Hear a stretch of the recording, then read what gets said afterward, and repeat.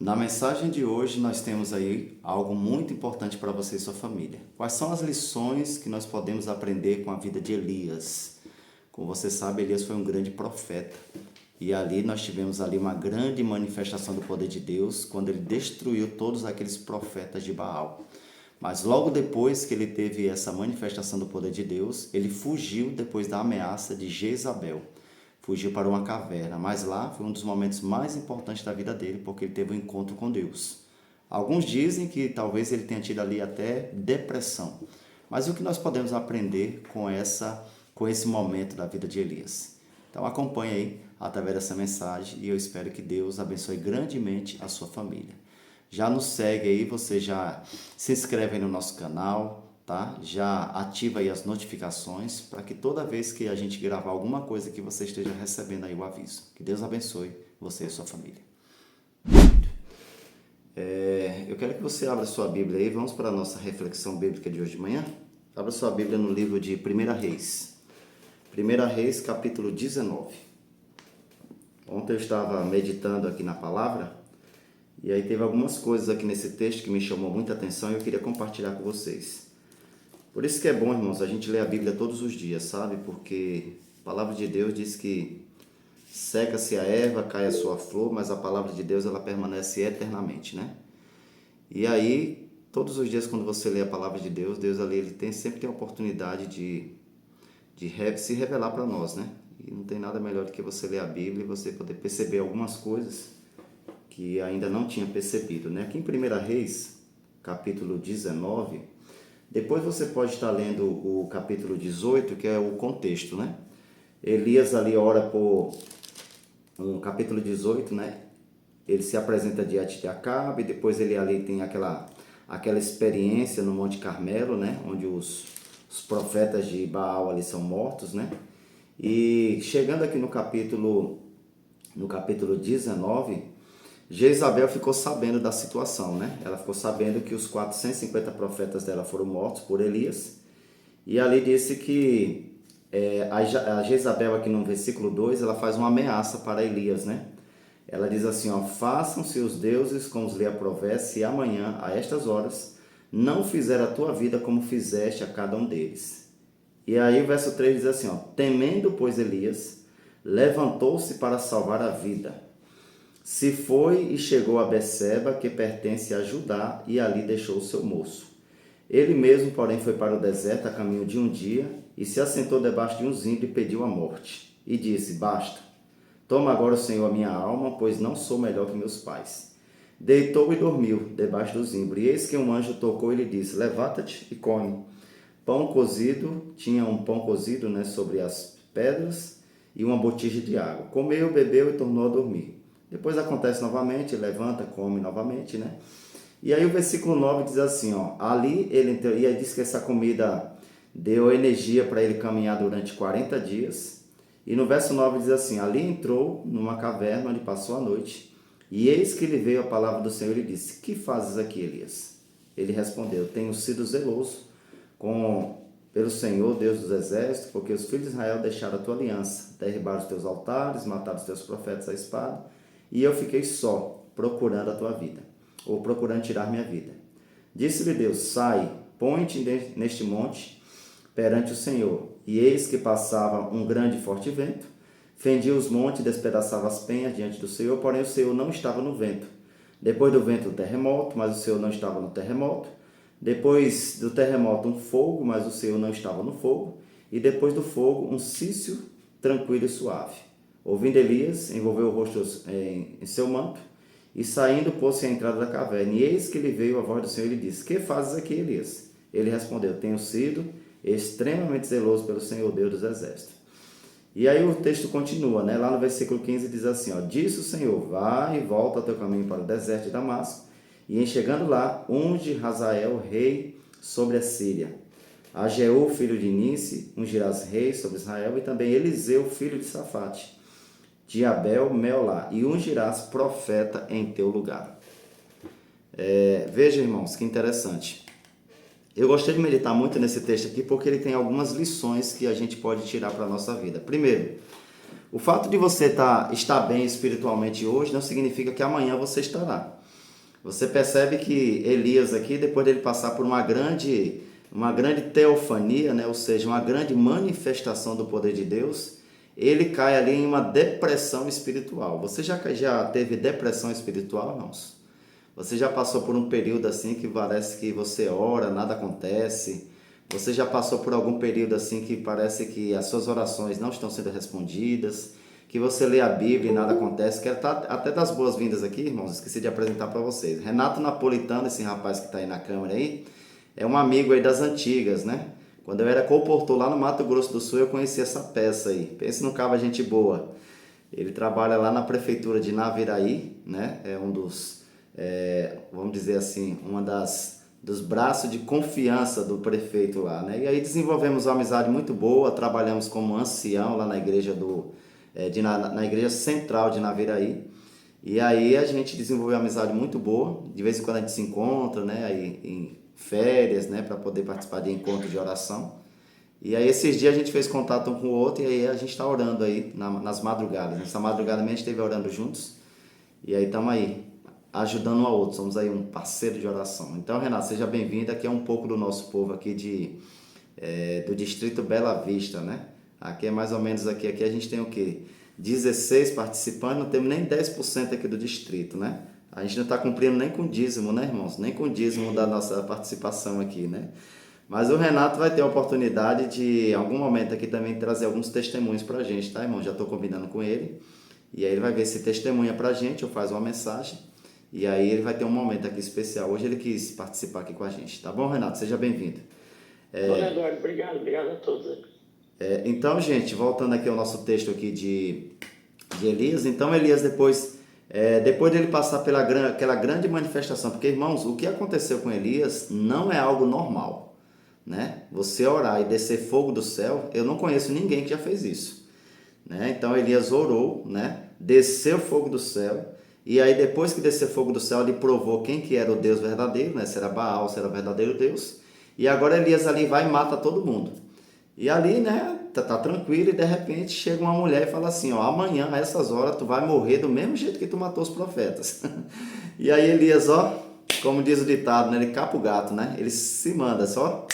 Ele correu com muito medo da ameaça de Jezabel, porque assim, Jezabel, irmão, se você for analisar o contexto, era uma mulher muito brava, né, ela, na verdade, ela mandava em Acabe. Se você vê em vários momentos da vida de Acabe, como teve aquele fato lá, lembra daquela vinha lá, que ele queria comprar vinha, e aí o rapaz não quis vender, ele chegou em casa choramingando, e a Jezabel foi lá, não, você não quer vender a vinha? Então eu vou fazer do meu jeito. Foi lá e matou o cabo e falou, toma aqui a vinha para tu parar de chorar, a criança, né? E aí Jezabel era desse jeito, que não resolvia na base da conversa, ela ia lá e resolvia na base da força mesmo. E aí, quando ele sentiu aquela ameaça, como o texto que nós acabamos de ler, ele foi para a caverna. Mas, irmãos, uma coisa que me chamou muita atenção nesse texto, são várias, né?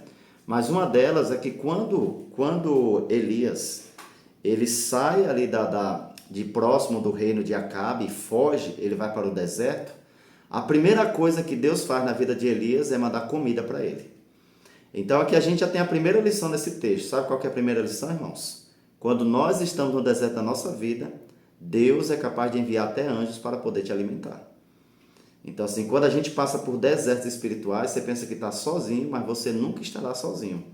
Deus sempre providenciará os meios, Deus sempre manifestará o seu poder justamente nesses momentos. Porque imagine, irmãos, se Deus ele se manifestasse na nossa vida apenas nos momentos felizes, né? E aí nos momentos que a gente tem de tristeza profunda, de deslize espiritual, a gente não sentisse o cuidado de Deus. Então Elias foi para o deserto e Deus mandou um corvo ali para alimentar ele, e com aquele alimento, ele o quê? Ele andou 40 dias, irmãos. Veja, que maravilhoso, irmãos. O pão que você come hoje, né? Se for esse pão de padaria, aí você come agora de manhã às 8 horas, quando for às 9, 9 e meia no máximo, você já está com fome. Porque esse pão aí, ó, não tem... Ah, mas pastor, eu comi um pão integral. Alimenta um pouquinho mais, mas nada é comparado com o pão do céu. Porque esse pão ele é capaz de alimentar e atender todas as nossas necessidades. Então a primeira lição que eu aprendi aqui nesse texto, irmãos, é que quando a gente está no deserto, Deus ele não abandona a gente. Pelo contrário, talvez seja no deserto onde você tem as suas maiores experiências com Deus. E eu já contei para vocês aqui alguns momentos de deserto na minha vida, com questão de filhos, questões pessoais. né? E nos momentos de deserto na minha vida, eu pude ver ali a manifestação do poder de Deus. Só que para a gente poder ver a manifestação do poder de Deus, irmãos, a gente tem que ter o quê? A gente tem que ter também um pouquinho de visão espiritual, porque embora Elias estava naquela situação, mas ele não se desconectou de Deus, não. O problema do deserto na vida de muita gente é porque no deserto, muitas pessoas elas acabam o quê? Se afastando de Deus. Nós temos aqui 2 mascotezinhos, né? Prestando atenção aí, né? Tem o filho da Josi, que está aí, acordado uma hora dessa. E temos aí o filho da irmã Luciene aí também, né? A netinha, né? Que também aí já, todo culto tá com a gente. Parabéns, viu? Não é tão fácil não a gente ter crianças no culto de 5 horas da manhã. Parabéns para vocês, viu? Então aí, voltando à história de Elias, então ali naquele momento mais difícil, ele pôde ver a manifestação de Deus. A segunda lição, primeira lição, irmãos, não se esqueça, né? No deserto, Deus não nos abandona, pelo contrário. Talvez no deserto seja o momento mais especial que você possa ter experiência com Deus. E outra coisa, irmãos, às vezes nós vamos para o deserto por escolhas. A escolha que você faz pode levar você para o deserto, você sabia disso? Mas às vezes Deus permite você também ir para o deserto. Sabe para quê? Para você aprender a depender mais de Deus. Porque às vezes quando você só está perto das águas, junto às águas, né? Ali você tem a abundância de tudo, está tudo muito bom. Às vezes a vida espiritual não vai tão bem. E às vezes Deus permite que desertos aconteçam na vida da gente, justamente para quê? Para a gente poder aprender a depender dele. Você pode estar no deserto, irmãos. Você pode não ter intervenção nenhuma, pode não ter água, pode não ter comida, mas Deus é capaz de ir lá no deserto e fazer o quê? Fazer brotar água, fazer aparecer comida. Ele não fez isso com o povo de Deus no deserto? Ele fez isso, fez água brotar da rocha, né? Ele transformou as águas de Mara, transformou em água doce. Ele mandou pão para as pessoas, que foi o maná, e por aí vai. Segunda lição, irmãos. Todas as vezes que nós passamos por um momento de depressão espiritual ou a própria depressão, as pessoas elas fazem o quê? Elas se escondem. Elas não querem ter contato com ninguém. E Elias ali, para onde é que ele foi? Ele foi para o deserto, depois ele andou 40 dias, imagine 40 dias. Ele deve ter andado muito, viu, irmãos? Eu já estudei esse texto em algum outro momento, eu não me lembro exatamente a quantidade de quilômetros. Talvez na próxima reunião eu falo para vocês. Mas ele andou muito, 40 dias andando é muito tempo. Então ele andou, ele estava muito longe lá de onde ficava lá o palácio de Acabe. E ali ele foi para uma caverna e lá ele se escondeu. Quando nós passamos por dificuldade, irmãos, o segredo, a solução não é se esconder. O segredo é o quê? É procurar solução para os problemas. Porque às vezes o teu deserto pode ser o quê? Pode ser um problema no casamento, pode ser um problema com o filho, pode ser um problema financeiro, pode ser um problema de saúde. Você pode passar por vários desertos. E o momento que a gente passa pelo deserto não é o momento da gente se ocultar, da gente se isolar. Pelo contrário, é o momento de você se conectar mais com Deus. E aí Deus vai lá e fala para Elias assim, o que é que tu está fazendo aqui? É como se estivesse dizendo assim, ué, Elias, eu manifestei tanto o meu poder lá no Carmelo, né? Mostrei tanto o meu poder na sua vida, por que é que diante da ameaça de uma mulher, né? Temendo a tua própria vida, tu pegou e foi, mesmo que você morresse, né? Mesmo que ela te matasse, mas você tem que continuar confiando em mim, porque quem é que conduz a sua vida? Quem é que controla a sua vida? Quem é que está na direção da sua vida? Sou eu. E às vezes, irmão, nós esquecemos desse detalhe. Às vezes a gente esquece que quem conduz a nossa vida é Deus e não sou eu. Porque quando eu e você conduzimos a nossa vida, irmãos, infelizmente, não dá nada certo. A gente só faz besteira. Né? Lembra de algum momento que você tentou conduzir as coisas e não deixou Deus conduzir? Você vê que no final sempre dá errado. Começa errado e sempre vai dar errado. Por quê? Porque Deus não está na direção.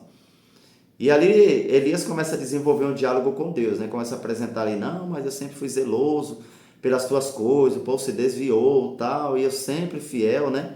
Isso aí, irmãos, é o chamado a justificativa espiritual. Deus vai lá e confronta a gente com nossos erros, e o que é que a gente fica fazendo? A gente fica justificando para Deus quem nós somos. A Bíblia fala, irmãos, que nós somos como um trapo de imundícia, nós não somos nada, né? Então eu chegar diante de Deus e falar assim, não, Senhor, mas eu não estou orando, Senhor, porque eu não tenho tempo. Eu estou lá ocupado, estou correndo atrás, é a ornamentação da igreja, é Caleb, não sei o que, eu não tenho tempo para orar, Senhor. Ué, meu filho, mas por que você não está lendo a Bíblia? Não, Senhor, é porque eu tenho que estudar para isso, tenho que estudar para aquilo. Não tem como a gente justificar as nossas ações diante de Deus. né? Então, assim, as coisas de Deus a gente tem que entender que elas são sempre prioridades para a nossa vida. Não importa se você vai dormir tarde, no outro dia você tem que acordar cedo para orar. Não importa se você, de repente, comeu alguma coisa, aquela coisa te fez mal, mas no outro dia, meu amigo, ó, você tem que estar lá disponível para Deus. Porque se a gente, irmãos, for deixar para buscar Deus somente quando tudo estiver ok, nunca vai acontecer isso. A gente não vai buscar Deus nunca. Porque todos vocês que estão aqui na sala, ó, todos nós temos algum tipo de dificuldade na vida. Não tem ninguém que fala assim, não, pastor, tá 100%, tá tudo 100%. Não tem nenhum problema. Eu já vejo isso aí como um problema. Irmãos, porque só em sermos pecadores, isso já é um problema. E isso aí não é, isso é um problema que vai ser resolvido só quando Jesus voltar. Não tem jeito, né? Então, todos nós temos as nossas deficiências, temos as nossas debilidades, e esta só pode ser resolvida aonde? Na presença de Deus. A gente vai dar uma pausa agora, irmãos, para a gente orar, tá? Deixa eu ver se tem algum pedido de oração. Se você não conseguir digitar, deixa eu ver se tem aqui. Orem pela igreja do Cedere, a irmã está pedindo aqui, pela sua família, né? Para que Deus dê sabedoria. Tem alguém aqui pedindo por sabedoria, irmã Francinete. E temos aqui um irmão aqui que está pedindo aqui, irmã Francisca pede pela igreja do Cedere. Ah, tá. Então aqui são e pelos filhos, né? A irmã Francisca está pedindo pelo Cedere, pela igreja do Cedere, e a irmã Francinete também, e ambas estão pedindo aí pelos seus familiares, né? Nós vamos estar orando agora por esses dois pedidos e colocando na presença de Deus a vida dessas pessoas, a igreja do Cedere, né, irmão? É um grupo, né, afastado aqui do nosso distrito e que precisa de muito apoio, né? Até incentivo vocês que são pregadores, né, estarem apoiando essas igrejas, né, de vez em quando ir lá pregar, um sábado, um domingo, né, uma quarta-feira, para poder ajudar os irmãos, porque são pouquinhos ali, né? Eles são pouquinhos, né, e depende aí da nossa força, né, das igrejas maiores, mais fortes, para poder estar avançando. Então a gente vai orar aí pela igreja do Cedere, orar pelos filhos da irmã Francisca e orar também aí para que Deus dê sabedoria à família da irmã Francinete, para poder saber administrar aí as questões dos problemas, né? E para essa oração, deixa eu ver quem é que vai fazer aqui, deixa eu dar uma olhada aqui na nossa lista. Deixa eu ver quem é que vai ser o abençoado, né? Eu vou pedir aqui a Tayara que faça uma oração e vou pedir também a irmã ou irmão, deixa eu ver aqui. Ed Carlos, você pode orar, Ed Carlos? Você está disponível aí, meu amigo? Ed Carlos, está ouvindo, meu amigo? Está me ouvindo, pastor, agora? Pronto, beleza. Então, Ed Carlos, você vai orar a Deus, né, pelos filhos da irmã Francisca, né?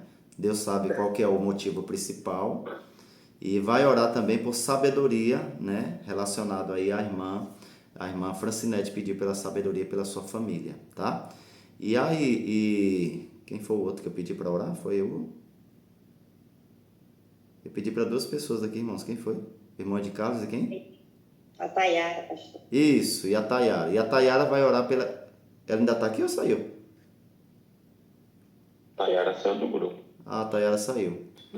Então, Renato, você ora então, por gentileza? O Renato vai orar então, irmãos, pela igreja do Cedere. Para que Deus fortaleça os nossos irmãos, né? São pouquinhos, né? Mas a qualidade e a comunhão com Deus não é determinada por quantidade, mas pela qualidade. Para que Deus mantenha essa igreja viva, né? Forte e fervorosa no Senhor, tá bom? Vamos lá? Quem puder... Qual o nome do distrito? A igreja do Cedere.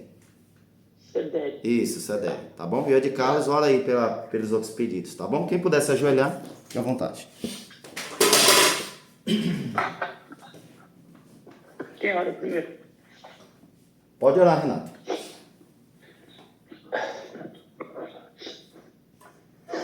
Aqueles que puderem se ajoelhar. Pai querido, em um momento tão especial, Pai, aqui estão os teus filhos, na primeira hora da manhã, buscando o mais importante para nossas vidas, que é o pão espiritual. Mas especial também, esses teus filhos que aqui estão, têm buscado o batismo do Espírito Santo, Pai. A tua igreja, ela está sendo avivada por movimentos como esse.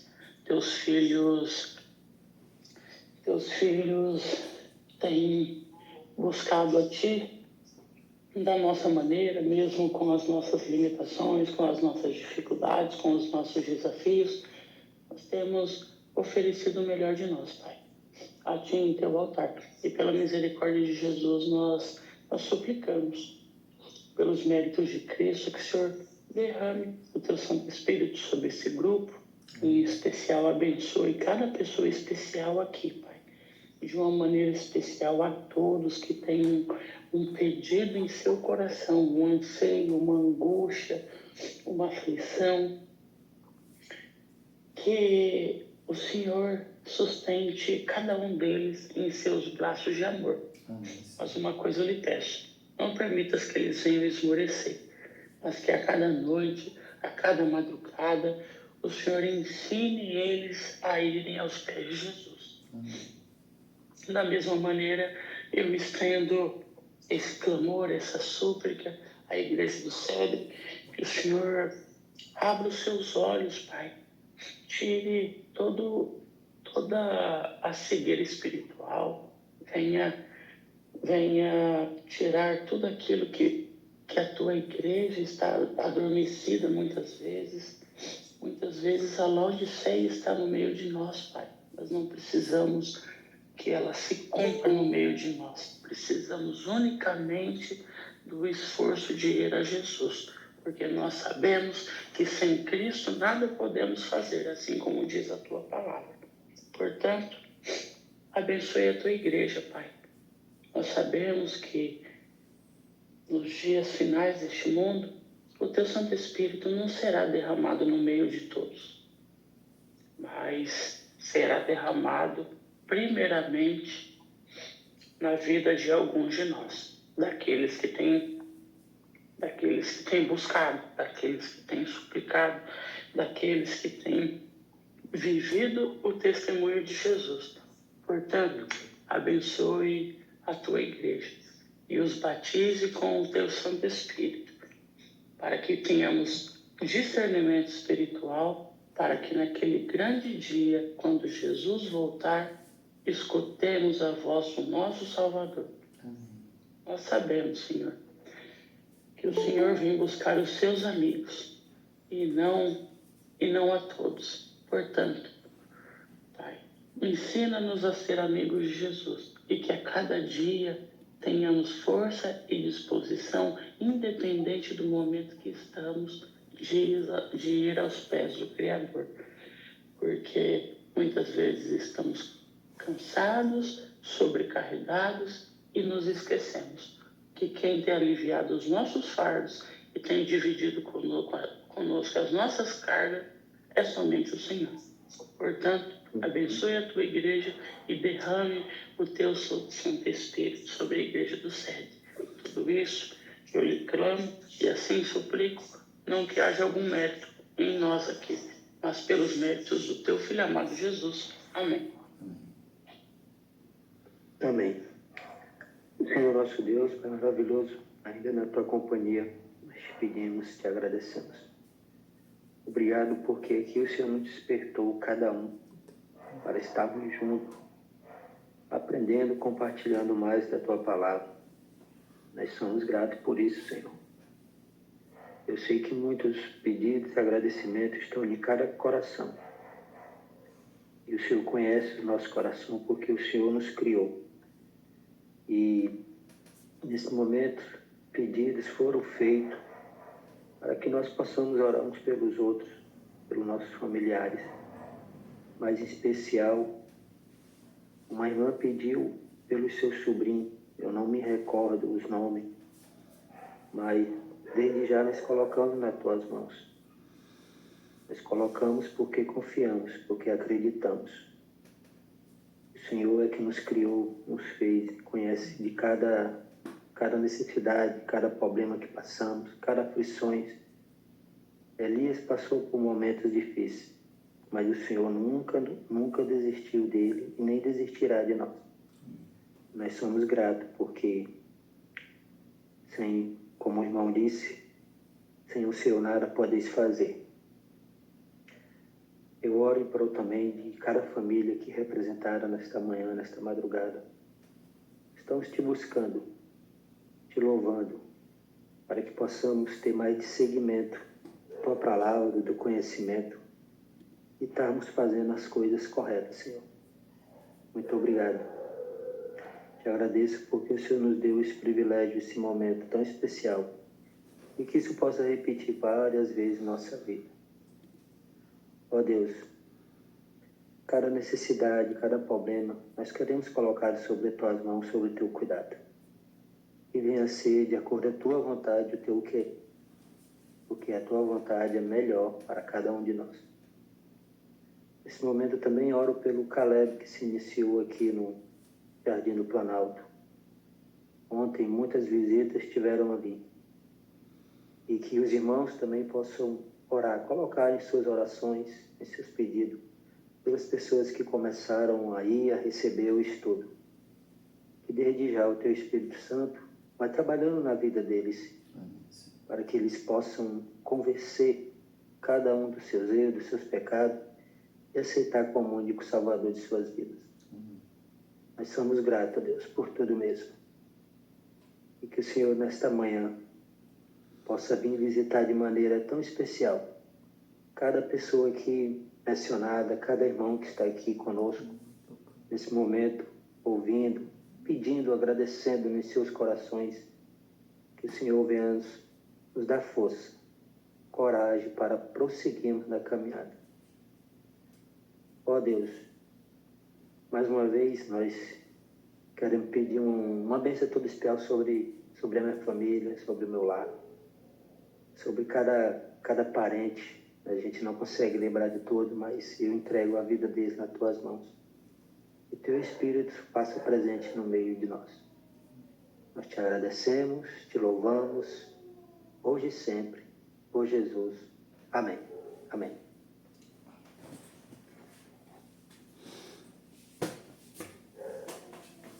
Pastor, Maravilha, meu amigo. Muito obrigado, viu? Deus abençoe o Renato e o irmão aí que orou por nós aí.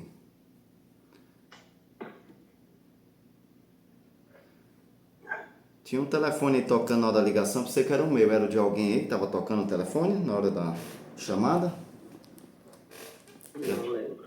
Minha esposa saiu aqui, deixa eu só dar uma olhada aqui, senão minha esposa tá ligando. Ela foi lá levar uma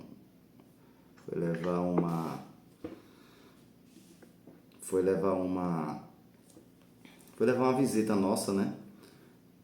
Foi levar uma visita nossa lá na estação de trem, e aí às vezes a gente fica meio preocupado, mas eu acho que não é aqui não tem ligação dela aqui não.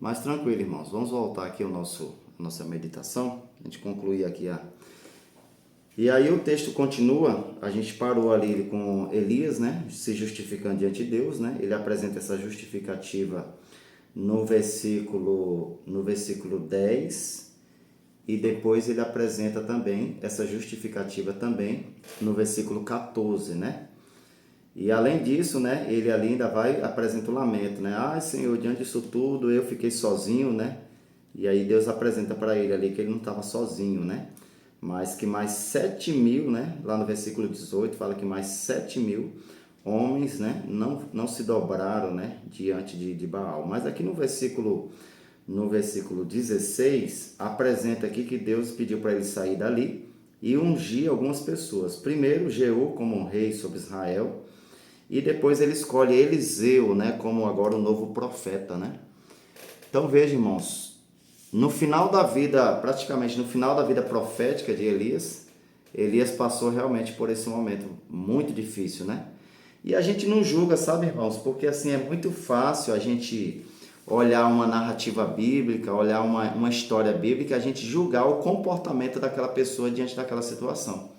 É muito fácil a gente julgar o comportamento de alguém na situação quando a gente nunca passou pela mesma situação, ou quem sabe um pouco parecida. A gente fala assim, não, o povo de Israel era um povo muito obstinado, desobedecia a Deus. Mas será que eu e você não somos da mesma maneira? Será que a gente também não é obstinado? Será que a gente não desobedece a Deus também da mesma maneira, ou talvez pior? Então, assim, é muito fácil a gente falar do povo de Deus no passado e se esquecer que muitas vezes, em nossos dias atuais, nós também agimos da mesma maneira. Mas a última lição aqui, irmãos, que eu quero apresentar do texto aqui, é que Deus aqui pediu para ele ungir aqui o rei de Israel, Jeú, e pediu também para escolher agora Eliseu como novo profeta. Então, irmãos, às vezes nós somos muito cheios de justiça própria, sabe? A gente fica imaginando que a gente vai ser salvo pelo que a gente faz. E nós não seremos salvos pelo que fazemos. Nós seremos salvos pelo que Jesus fez na cruz. Agora, o que fazemos é o resultado da atuação de Jesus na nossa vida. A gente não pode ir nem para um extremo, nem para o outro, né? Não é a gente achar que, agora eu não vou fazer nada, então não preciso fazer nada já que eu sou salvo por Jesus. Aí é um extremo. E outra coisa, a gente achar também que as nossas obras, ela pode nos salvar. A Bíblia fala que as nossas obras é como o quê? Como trapo de imundície. Não serve para nada, nada, nada, nada. Mas você já reparou que tem gente que está tentando ser salvo aí porque frequenta os 3 cultos na igreja, ele acha que ele vai ser salvo. Ele acha que porque ele vai ser salvo porque tem um cargo na igreja, vai ser salvo porque é fiel no dízimo, ele vai ser salvo porque ele faz o Caleb, porque ele faz isso e aquilo. Ele pensa que ele vai ser salvo porque ele faz essas coisas. Não.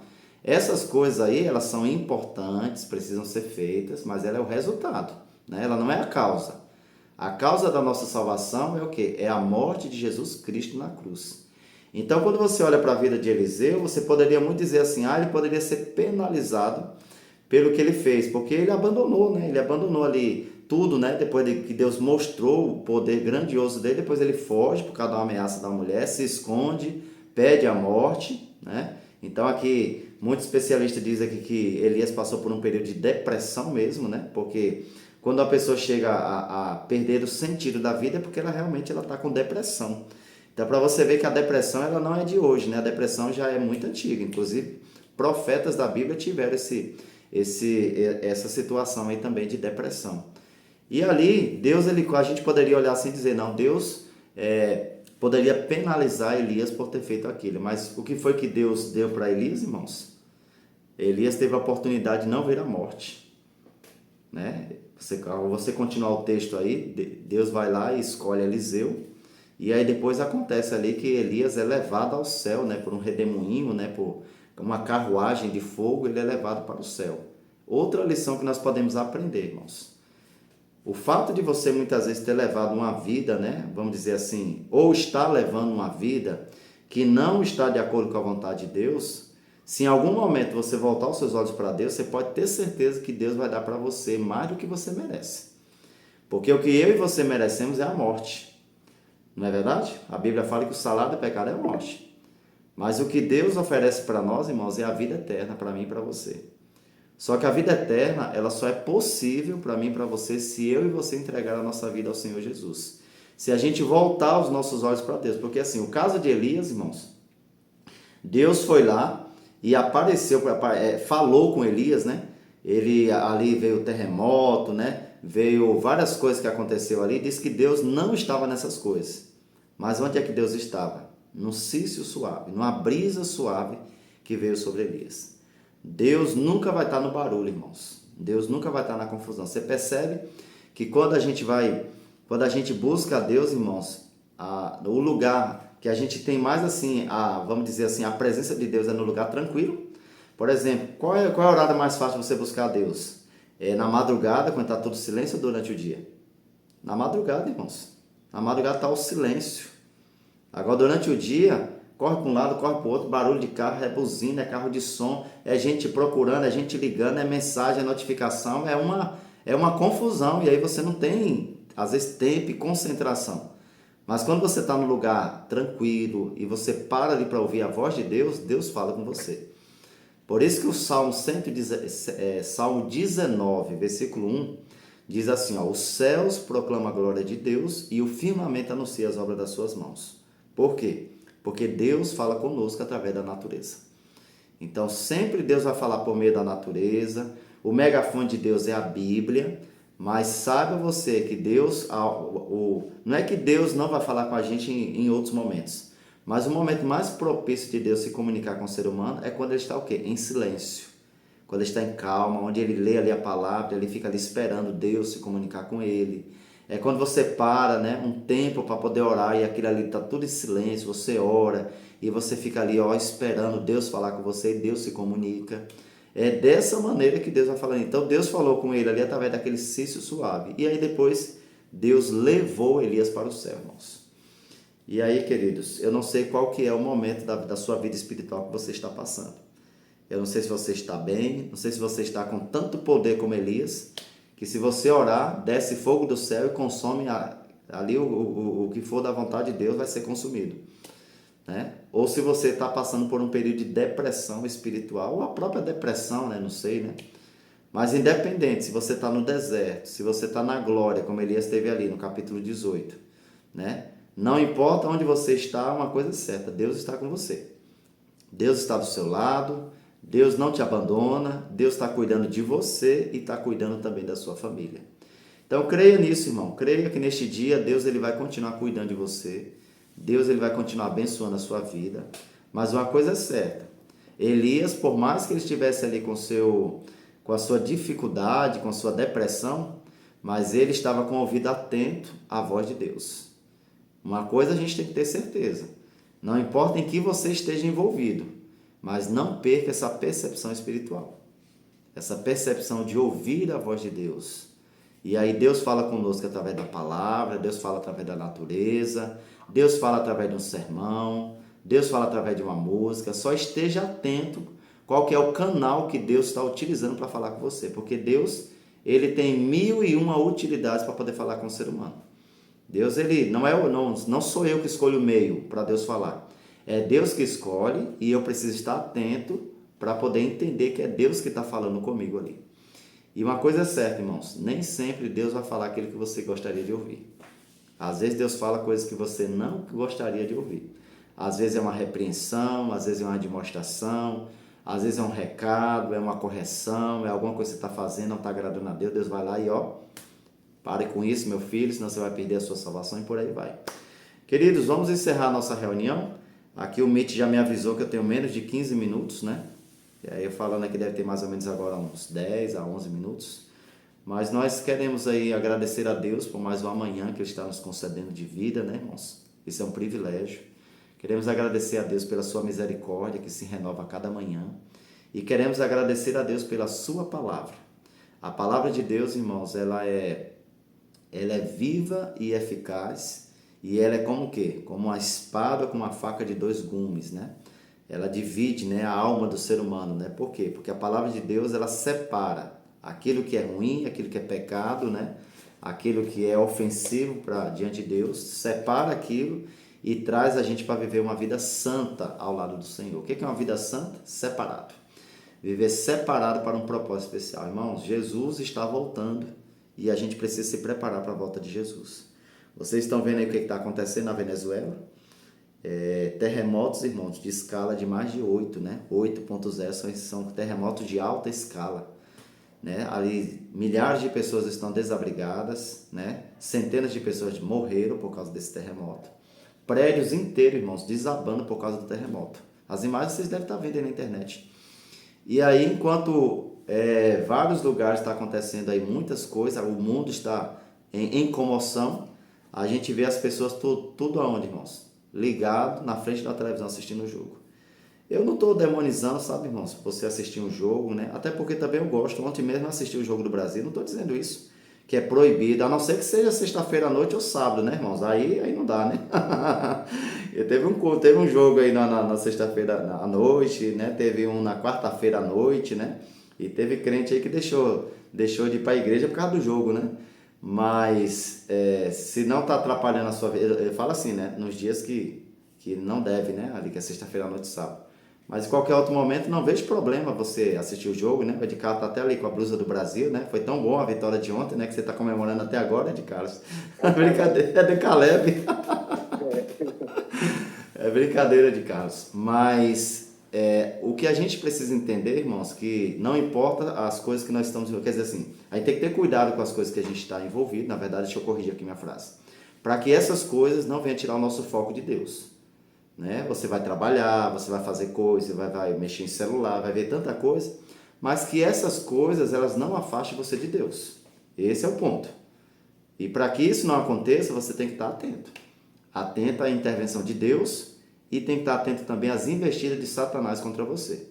Porque tudo que Satanás quer fazer é desviar a gente do foco, que é Cristo Jesus. Então eu quero terminar, irmãos, que a nossa reunião aqui já deve estar para terminar. Tem um despertadorzinho aqui já piscando, porque a qualquer momento essa reunião vai cair. Vamos orar aqui, encerrando o nosso momento o nosso culto.